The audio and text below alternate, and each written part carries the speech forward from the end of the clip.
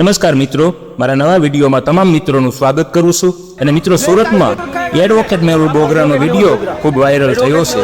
Phone को मत लेना, ये गाड़ी जो यहाँ पे ब्लैक कांच क्यों रखा है गाड़ी इनका? તમને ધમકાવો છો?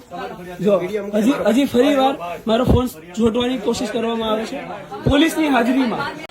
જેમાં મેહુલ બોગરા અને પોલીસ કર્મચારી વચ્ચે બોલાચાલી થઈ છે। જેમાં પોલીસ કર્મીની નંબર પ્લેટ વગરની કાર સામે મેહુલ બોગરાએ વાંધો ઉઠાવ્યો હતો। જેમાં પોલીસ કર્મીની બ્લેક કાર અને નંબર પ્લેટ વગરની કાર સામે બોલતા વિવાદ વકર્યો હતો। અને આ ઘટના બન્યા બાદ લોકોનું ટોળું એકઠું થઈ ગયું હતું। જેમાં મેહુલ બોગરાએ જણાવ્યું હતું કે ટ્રાફિક હેલ્પલાઇન પર કોલ કરવા છતાં કાર્યવાહી કરવામાં આવી નથી। ત્યારે સમગ્ર ઘટનાનો વિડીયો સોશિયલ મીડિયામાં ખૂબ વાયરલ થઈ રહ્યો છે। અને જેમાં સુરતમાં ફરી એકવાર એડવોકેટ મેહુલ બોગરાએ પોલીસ કર્મચારીની બ્લેક કાર અને વિના નંબર પ્લેટ વાળી કાર સામે વાંધો ઉઠાવ્યો હતો। नंबर प्लेट है इस गाड़ी में, नंबर प्लेट ब्लैक कांच क्यों रखा है गाड़ी में? અને મિત્રો, મેહુલ બોગરાએ પોલીસ સ્ટેશનની બહાર આવીને મોટો ખુલાસો કર્યો હતો અને કહ્યું હતું કે આ સિસ્ટમની નકટાઈ છે। પીઆઈ આવે છે, મારો હાથ પકડીને કહે છે કે આને લોકઅપમાં બંધ કરી દો। અને મિત્રો, 6 મહિના પહેલા ટ્રાફિક નિયમોનું પાલન કરાવતી પોલીસ પોતે જ ટ્રાફિક નિયમોનું ન પાલન કરતી હોવાનું રાજ્યના ડીજીપી વિકાસ સહાયને ધ્યાને આવતા તેમણે પોલીસ માટે એક ખાસ પરિપત્ર બહાર પાડ્યો હતો।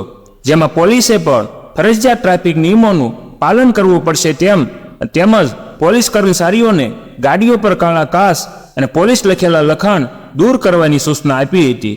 અને જે અંગેનો પરિપત્ર બહાર પાડ્યાના 24 કલાકમાં જ પોલીસ દ્વારા કાર્યવાહી શરૂ કરવામાં આવી હતી। તો સુરતમાં આજે બપોરે રવિવારે એડવોકેટ મેહુલ બોગરાનો વિડીયો ખૂબ વાયરલ થયો છે। જેમાં મેહુલ બોગરા અને પોલીસ કર્મચારી વચ્ચે બોલાચાલી થઈ હતી। અને મેહુલ બોગરા લાઈવમાં કહી રહ્યા છે કે ઘટના સ્થળ પર એક એએસઆઈ પણ હાજર હતા કે આ સિસ્ટમની તમે નકટાઈ જોઈજો।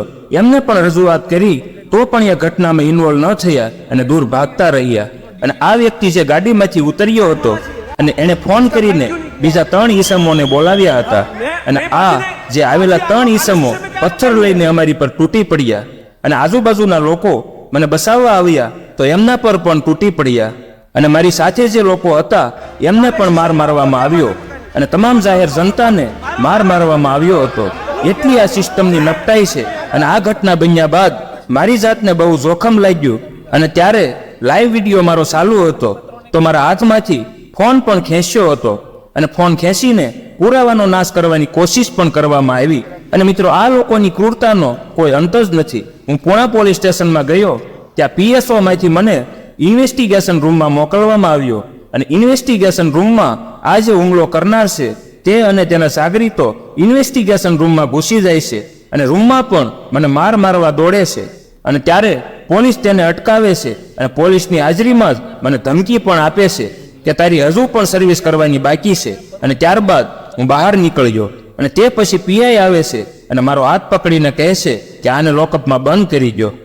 સેમી સર્કલ 15 ઓફિસ છે, એની બાજુમાં બીઆરટીએસ કોરિડોરની અંદર એક બ્લેક કાચ